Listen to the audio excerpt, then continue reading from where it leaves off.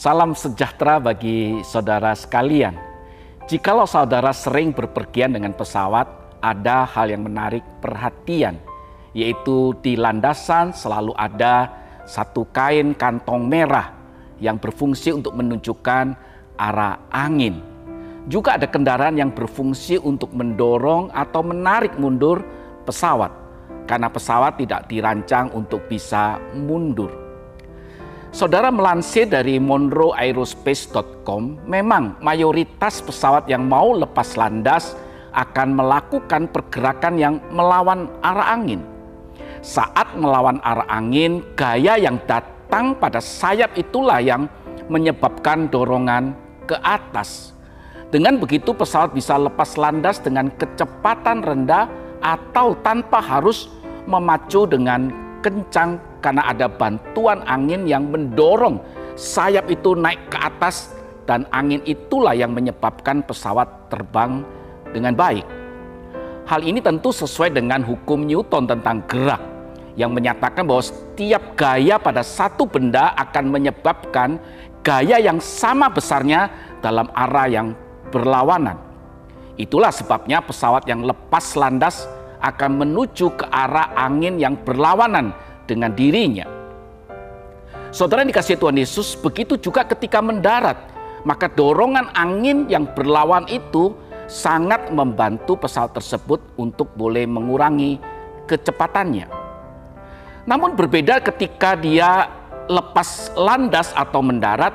Saat pesawat itu terbang di udara, pesawat justru terbang searah dengan arah angin. Ini akan membuat pesawat lebih efisien dalam mempertahankan ketinggian dan meningkatkan kecepatan. Dalam posisi seperti inilah pesawat tidak bisa atau tidak mungkin untuk berhenti dan mundur sedetik pun. Apa yang kita bisa pelajari dari hal-hal ini?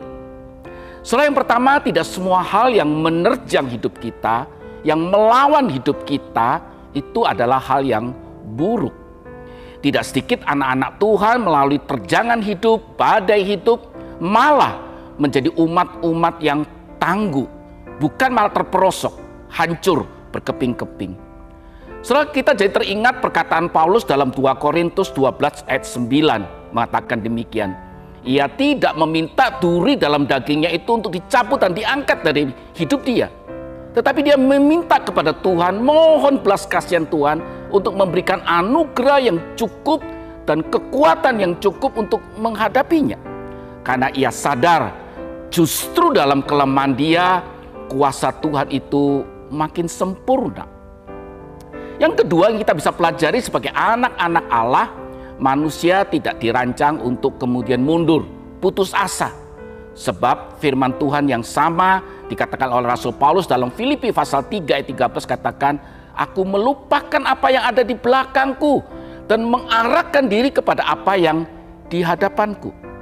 Tuhan ingin saudara-saudara sekalian untuk selalu berarah kepada Tuhan, mengarahkan fokus hidupmu, tujuan hidupmu kepada Tuhan, bukan pada masa-masa yang lalu dalam hidupmu.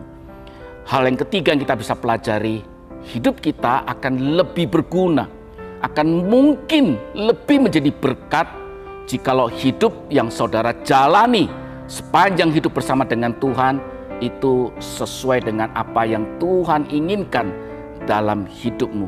Hidup yang sesuai dengan kehendak Tuhan adalah hidup yang lebih berguna dan menjadi berkat bagi banyak orang. Kiranya firman Tuhan ini boleh mendorong saudara sekalian untuk kita boleh terus berjalan di dalam perjalanan hidup yang tidak mudah sepanjang 2023 ini dengan selalu bersandar, berharap kepada belas kasihan Tuhan. Kiranya Tuhan Yesus memberkati setiap kita. Amin.